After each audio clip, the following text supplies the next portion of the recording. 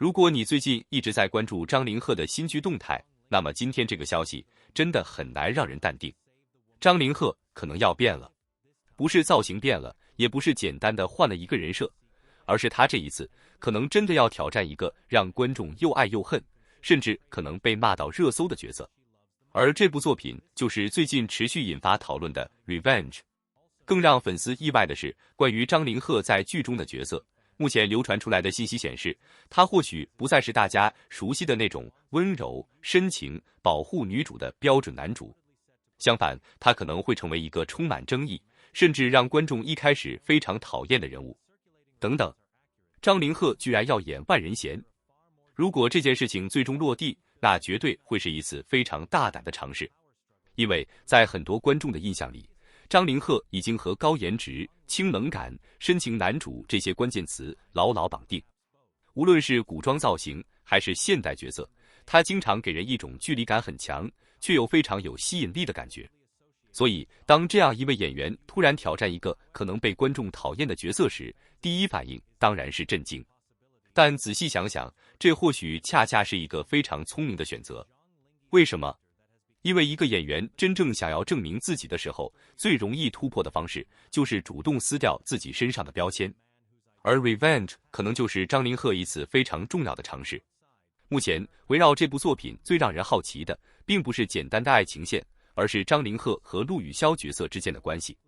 两个人之间到底是什么关系？是爱人？是对手？是互相利用？还是从一开始就隐藏着一个观众完全没有想到的秘密？这些问题也成为了目前讨论度最高的地方之一。更有意思的是，如果张凌赫真的饰演一个带有明显争议性的角色，那么这个人物很可能不会是传统意义上的纯粹反派。因为真正让观众上头的角色，往往不是简单的好人和坏人，而是那种你明明觉得他做错了，却又忍不住想理解他。你明明上一秒还在骂他，下一秒却开始怀疑。等等，他是不是还有什么苦衷？这才是最危险也最容易出圈的人物设定。想象一下，剧情刚开始的时候，张凌赫饰演的角色可能会让观众非常不爽。他的某些决定看起来冷酷，他的某些行为甚至可能直接伤害女主。面对陆羽瀟饰演的角色，他也可能完全不是大家期待的那种温柔男主，甚至有可能两个人第一次真正交锋的时候，空气里都充满了火药味。观众看到这里，很可能会直接在弹幕里刷一句：这个男人到底在干什么？他是不是反派？女主千万别相信他。但如果剧情继续推进，观众突然发现事情根本没有那么简单呢？如果他表面上的冷漠，其实是在隐藏真正的目的；如果他看起来是在伤害女主，实际上却是在保护某个更大的秘密；如果这个角色真正的身份，直到故事后半段才慢慢揭开，那就完全不一样了。因为这种角色最容易制造反转。而张凌赫如果真的接下这样的挑战，也意味着他需要摆脱过去一些比较固定的表演方式。过去大家可能习惯看到他展现清冷、温柔、克制的一面，但这一次他可能需要让观众看到更加复杂的情绪：愤怒、冷漠、算计、挣扎，甚至是非常极端的情绪变化。这对于演员来说，其实是一个很大的挑战，但同时也是一次非常好的机会。因为一个演员最怕的，并不是被观众暂时讨厌，真正可怕的是，观众永远只记得你一种样子。如果张凌赫能够通过 Revenge 让观众产生一种感觉，原来他还可以这样演，那么这个角色的意义就完全不一样了。而且大家不要忘记，所谓万人嫌，很多时候只是角色标签，并不代表演员本人。演员被观众骂得越狠，有时候反而意味着角色塑造的越成功。尤其是在影视作品中，一个让观众产生强烈情绪的人物，往往比一个没有存在感的完美男主更加容易留下记忆。所以，如果张凌赫真的挑战一个争议人物，我们反而应该期待一下。当然，目前关于 Revenge 以及张凌赫具体角色的部分信息仍然存在讨论和传闻。在官方正式公布之前，大家还是不要把网传内容当成最终定案。但是，也正因为目前没有完全揭开答案，所以才更加让人好奇。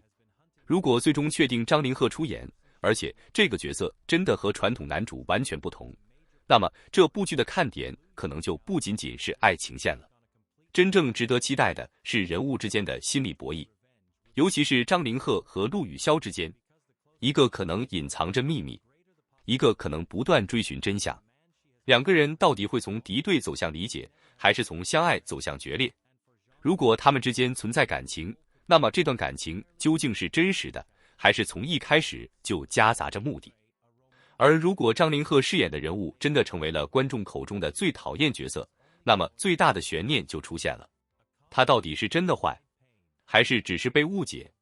又或者他从一开始就知道所有人都不知道的真相？这种人物设定一旦处理得好，很容易让观众一路追剧，一边骂一边猜，一边舍不得快进。这也是为什么很多观众看到张凌赫可能挑战这种类型之后会如此兴奋，因为我们已经看过很多高颜值深情男主，但是一个让观众恨得牙痒痒却又忍不住想继续看下去的张凌赫，你真的看过吗？如果没有，那么 Revenge 或许真的值得关注。更重要的是，这一次张凌赫面对的挑战不只是角色本身，还有观众对他的固定印象。一旦突破成功，他可能会让更多人重新认识自己的演技，但如果人物处理的不够精准，也可能遭遇非常大的争议。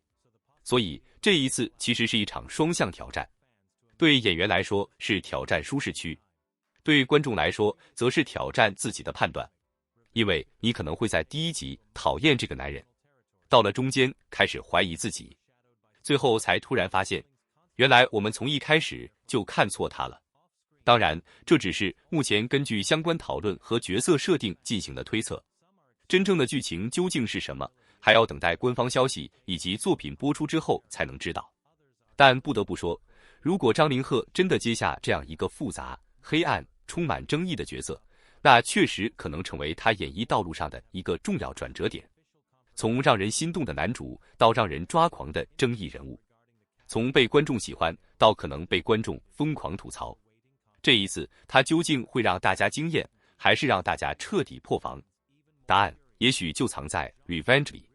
所以问题来了，你希望张凌赫继续出演让人心动的深情男主，还是更期待他挑战一个真正复杂甚至可能被观众讨厌的角色？